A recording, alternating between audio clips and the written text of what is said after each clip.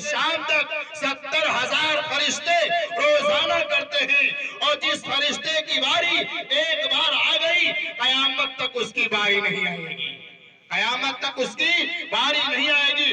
ان سارے فرشتوں کا سب سے بڑا سردار اور اعلیٰ ہے حضرت جبرائیل علیہ السلام۔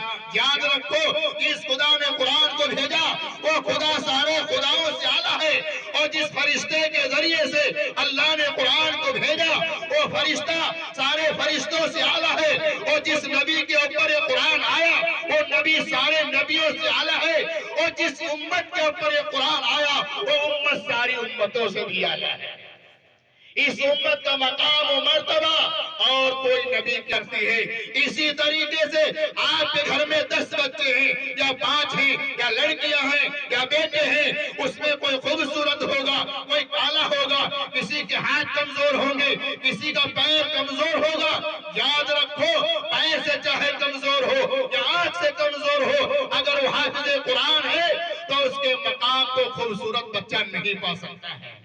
نہیں، آپ کا بچہ انجینئر ہے، بڑا آفیسر بنا ہوا ہے، لیکن جب باپ کا جنازہ ہوگا تو حافظ قرآن کے عالم حافظ جنازہ پڑھائے گا، انجینئر نہیں پڑھا سکتا ہے۔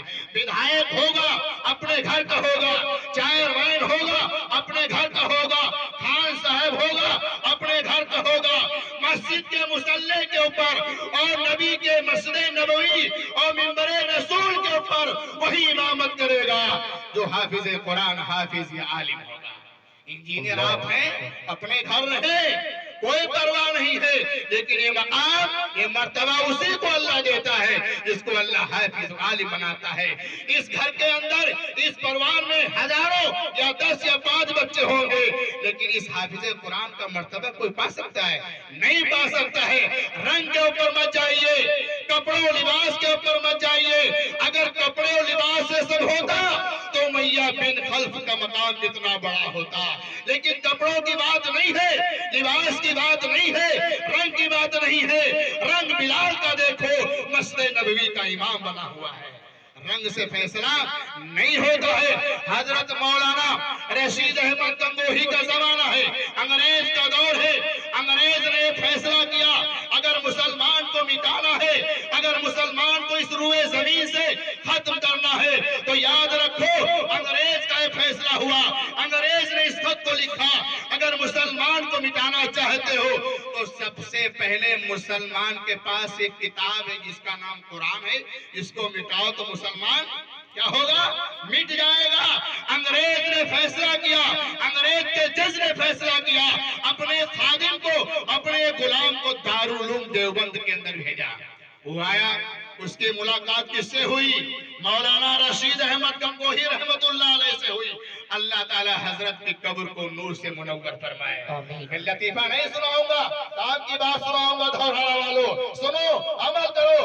اور رشید احمد گنگوہی رحمت اللہ علیہ دارالعلوم کا استاد ہے، انگریز کا ایک پلہ آتا ہے، انگریز کا ایک خادم آتا ہے، انگریز کا ایک غلام آتا ہے، انگریز کے جج نے بھیجا ہے، انگریز کے حاکم نے بھیجا ہے اور اعلان یہ کرایا اگر اس روئے زمین سے مسلمان کو مٹانا چاہتے ہو تو سب سے پہلے ان کی کتاب قرآن کو مٹاؤ۔ آیا، ملاقات کس سے ہوئی؟ مولانا رشید احمد گنگوہی سے ہوئی۔ آنے کے بعد اس انگریز نے کہا ہمارے حاکم نے بھیجا ہے اور یہ کہلوایا ہے اگر مسلمان کو مٹانا چاہتے ہو سب سے پہلے ان کی کتاب قرآن کو مٹا دو۔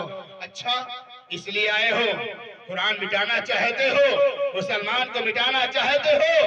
مولانا رشید احمد گنگوہی رحمت اللہ علیہ نے جواب کوئی نہیں دیا، الفاظ کوئی غلط استعمال نہیں کیے لوگوں۔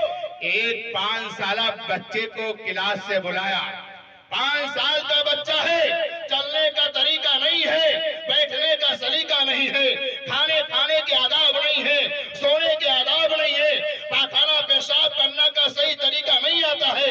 ارے 5 سال کے بچے کی عمر ہی کیا ہوئی لوگوں؟ ہمارا بچہ اگر 5 سال کا ہوگا تو کیا کرے گا؟ مدرسہ نہیں جائے گا، نورانی قاعدہ نہیں پڑھے گا، مولوی کو سلام نہیں کرے گا، امام کو سلام نہیں کرے گا، کیا کرے گا؟ ٹہنی گھس کھیلے گا۔ ٹہنی گھس سمجھ گئے؟ 5 سال کا ٹہنی گھس تو کرے گا، قرآن نہیں پڑھے گا۔ مولانا رشید احمد گنگوہی نے اس 5 سالہ بچے کو بلایا یا 8 سالہ بچے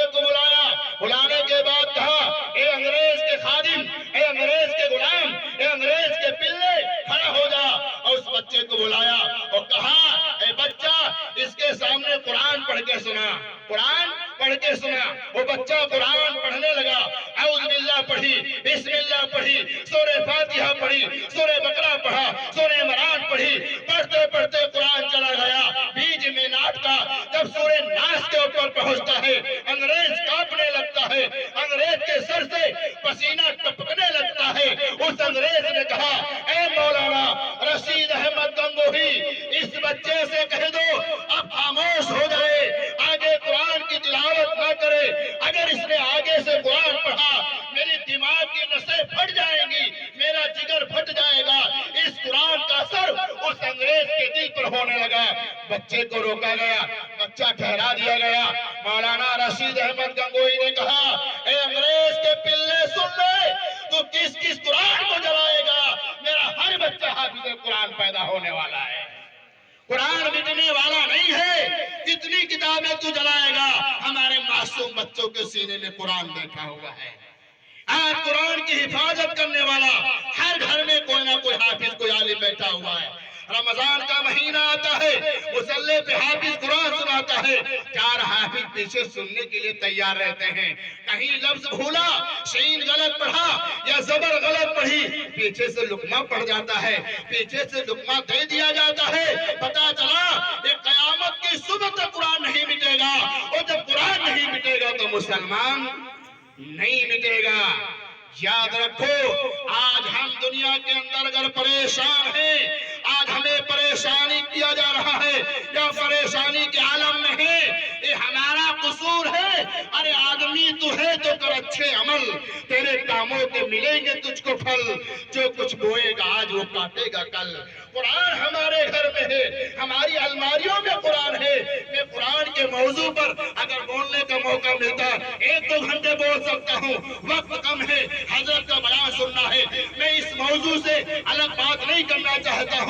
آج ہمارے گھر میں جناتوں کا سایہ ہے، بھوت بلائے ہے، برکتیں نہیں ہو رہی ہیں، کماتے کماتے مرے جا رہے ہیں، لیکن پریشان ہیں کیوں؟ ارے میری ماں سنو، جب شادی کا موقع آتا ہے، باپ بڑی خوشی سے کہتا ہے میری بیٹی قرآن پڑھی ہے، قرآن جہیز میں لایا جاتا ہے۔ وہی بیٹی جس کو کہا جاتا ہے کہ قرآن پڑھی ہوئی ہے، شادی کے بعد 1 مہینہ تلاوت کرے گی، 2 مہینہ کرے گی، اس کے بعد قسم خدا کی پورا سال گزر جاتا ہے، رمضان کے علاوہ قرآن دیکھنے کے لیے کوئی تیار نہیں۔ جس گھر میں اللہ کی برکت والی کتاب رکھی ہو، ساری کتابوں سے اعلیٰ ہو، جس کا مقام و مرتبہ اتنا بڑا ہو، ساری مصیبتوں کا حل قرآن میں ہے، وہ قرآن ہماری گھر کی الماریوں میں رکھا ہو، اس کو کھولا نہ جائے، اس کو پڑھا نہ جائے، اس کی تلاوت نہ کی جائے، اس کے کپڑے کو دھولا نہ جائے، اس کو سینے سے لگایا نہ جائے، اس کو پڑھ کے دل کو ٹھنڈک نہ پہنچے، ہم کیسے مسلمان ہیں؟